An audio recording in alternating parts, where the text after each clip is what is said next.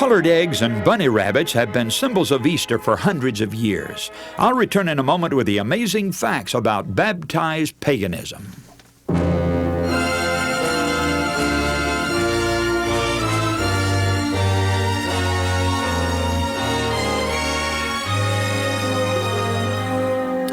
Hello, this is Joe Cruz and the Amazing Facts broadcast, facts which affect you. In our last broadcast, we introduced a special series of studies about paganism in the church. We discovered the amazing fact that Satan has developed from the earliest ages a counterfeit opposition system of religion which was intended to attract worship away from the true God of heaven.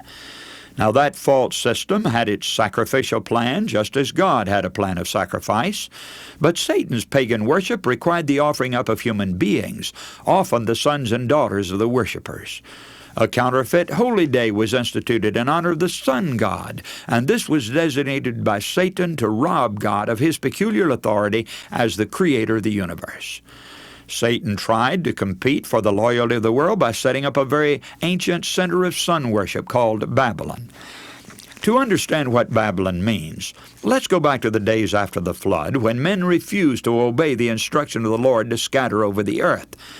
Settling on the plains of Shinar, they said, "Go to now, let us build us a city and a tower, whose top may reach into heaven, and let us make us a name, lest we be scattered abroad upon the face of the whole earth." Now, friends, they called the tower Babel, the gate to heaven. But God called it what it was, Babel, confusion, for there the language of the people was confused, and they were forced to scatter. Now, this heaven-defying clan of men wanted to have one city, the capital city of the world, one government to rule the world, and one religion to sway the hearts of mankind. You see, it was Satan's attempt to defy God and his authority. And the ringleader in this scheme was a man named Nimrod. We read in the Bible about Nimrod, the man who had something to do with the beginning of pagan sun worship. In fact, we read about him in Genesis 10, verses 8 to 10. "And Cush begat Nimrod. He began to be a mighty one in the earth. He was a mighty hunter before the Lord. Wherefore it is said, even as Nimrod, the mighty hunter before the Lord, and the beginning of his kingdom was Babel." And by the way, the margin says Babylon. Now, in another translation of the Bible called the Targums, we read this: "Nimrod became a mighty man of sin, a murderer of innocent men, and a rebel before the Lord." So listen, friends, Nimrod, one of the great-grandsons of Noah, is accredited with being the originator of sun worship. Nimrod was a great leader, and he was the first empire builder. He was the founder of Babylon. According to history, his wife, Semiramis, was a very great and wicked queen. And through Semiramis, we find the devil trying to counterfeit God's great, wonderful plan of salvation. She was the first deified queen of Babylon, and Nimrod was the first deified king. When Nimrod died, the people mourned. They said that he was a god. Semiramis, in order to elevate her own position, said to the people that she was the queen of heaven, and that her spirit was that of the moon, and when she died, she would dwell in the moon, even as Nimrod was already in the sun. Now, Satan was really laying the foundation for every system of falsehood and error the world has ever known. They took the truth of God and perverted it, changed it into a lie, and worshiped the creature, that is Satan, more than the Creator, Romans 1:25. Now, here's a truth that should be deeply impressed on your minds today, friends. Paganism is devil worship. Let's never forget that this system of religion, while professing to be the true religion, is actually devil worship. It professes and claims to be the truth of God. In reality, it's Satan's masterpiece, the mystery of iniquity. Every year, when the cold season began, the people believed their sun god was leaving them. They came to learn that his lowest dip on the horizon, about December 21, was followed by his gradual return, until in midsummer he was directly overhead at noonday. And it was on the 25th of December that they began to notice this gradual return of the sun god. In other words, the days were beginning to lengthen out again, and they said, the sun is reborn to us, he's coming back. And so this day they called the birthday of the sun. Thus the winter solstice became to be regarded as a time of great importance. And at the festival inaugurated, there was feasting and merriment in honor of the return of the all-powerful Sun God. It was their belief in the annual journey of their God that Elijah alluded to there in his conflict with those priests of Baal on Mount Carmel. And that was the Syrophoenician sun god. You remember in 1 Kings 18:27 it says, if he is a god, either he's in a journey or peradventure he sleepeth and must be awakened. All right, now listen, Tammuz was hailed as the son of the sun, because he was born to Semiramis after her husband died and supposedly went to dwell in the sun. And she claimed that her pregnancy was due to being impregnated by her husband, and that the son now being born to her was the son of the S-U-N. And that son was idolized and even worshipped. The first letter of his name became, in time, the symbol of sun worship. Human sacrifices to the sun god were offered on this initial letter made of wood known as the cross T. His birthday, December 25, was honored more and more. When Tammuz died, the pagans instituted 40 days of weeping for him before the full moon following the vernal equinox. Now think of it, friends. Satan worked many years before the conception and birth of the true Messiah Jesus to counterfeit through sun worship his miraculous conception and birth. Now let's read about this very thing in the Bible. Perhaps some of you never knew that the Bible even mentions this. But I'm reading now from Ezekiel chapter 8, verses 12 to 18. Then said he unto me, Son of man, hast thou seen what the ancients of the house of Israel do in the dark, every man in the chambers of his imagery? For they say, The Lord seeth us not, the Lord hath forsaken the earth.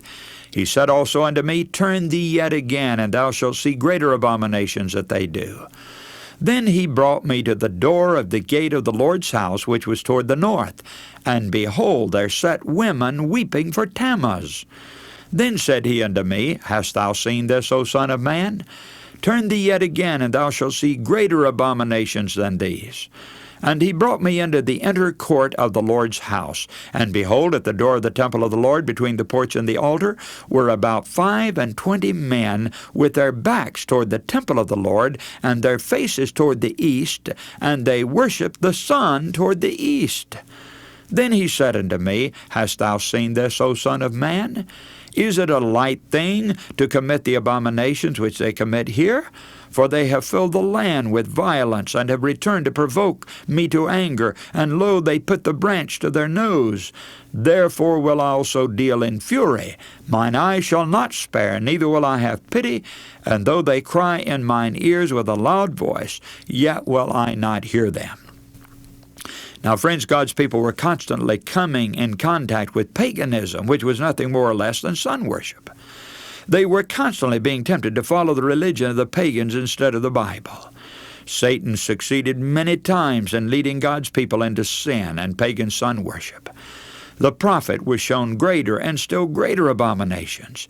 He was shown the people turning their backs on the temple of God and worshiping the sun toward the east. They also worshiped the moon goddess, Semiramis, the so-called queen of heaven. Let me read you what they did in Jeremiah 7:16 to 18. Therefore pray not thou for this people, neither lift up cry nor prayer for them, neither make intercession to me, for I will not hear thee. Seest thou not what they do in the cities of Judah and the streets of Jerusalem? The children gather wood, and the fathers kindle the fire, and the women knead their dough to make cakes to the Queen of Heaven, and to pour out drink offerings unto other gods, that they may provoke me to anger. Now, friends, these cakes were round, and on them was cut a cross in honor of the sun god, and they were offered to the Queen of Heaven. And today they're called hot cross buns. Now, let's notice a few striking and outstanding things that took place. And keep in mind that the devil, who is really the author of pagan sun worship, had been working for centuries to get this false worship so implanted in the world that God's true plan of salvation through Jesus Christ would be insulted and, if possible, be made a failure. Now, first, the exact date of Christ's birthday was not really known. And so it was suggested, why not call it the same date as the birth of Tammuz, which was December 25? And that, too, was the time when the sun had reached its lowest point on the horizon and started back up in the heavens. The sun god had come to life, so to speak. Thus, gradually but surely, December 25 came to be known as the birthday of Christ. The Papal Church finally instituted a special Mass on that day, Christ Mass, and so December 25 became Christmas, taken from Christ Mass. The Yule log, burning in the fire, followed by the green tree lighted with candles, all came in from the pagans' worship, representing Nimrod's being dead while his spirit still lived in the sun and was alive again in Tammuz, his son. Again, Christ was crucified and resurrected in the spring of the year near the time of the moon festival. The devil was on hand again to bring in the idea of having a celebration the same time as the heathen, and even doing as they did, but calling it in honor of the resurrection. The cakes to the Queen of Heaven became the hot cross buns. You read that now in Jeremiah 7, 16-18. The 40 days of, quote, weeping for Tammuz, in Ezekiel 8, 12, and 18, became Lent. And at the close of Lent came Easter Sunday. As I've already mentioned, this goddess Ishtar came to be known as the goddess of springtime, new life, or as history records it, the goddess of reproduction. The pagans went out to some mountainside early Sunday morning and worshiped this goddess as the sun was rising in the east. They gave themselves to immorality and indecency of every description. The eggs and rabbits were used as symbols of fertility and, of course, germination of life, the life principle. Now, friends, are you following what I'm saying? How many of these pagan ideas came into the early celebrations back there in the early Christian church? Now, friends, listen, what an insult that was to our Lord and Savior Jesus. Because he arose from the dead, or came to life early Sunday morning, Satan succeeded in transferring the insulting festival to the pagans over in honor of Christ's resurrection. And so today we still have the bunny rabbits and Easter eggs, or Easter eggs, as they really should be called, in honor of the Ishtar, goddess of the sun, or goddess of reproduction, rather. And we have the hot cross buns, the early sunrise service, all being put forth in honor of Christ's resurrection. And yet it all came into the church gradually and was blessed by the church and given to the world.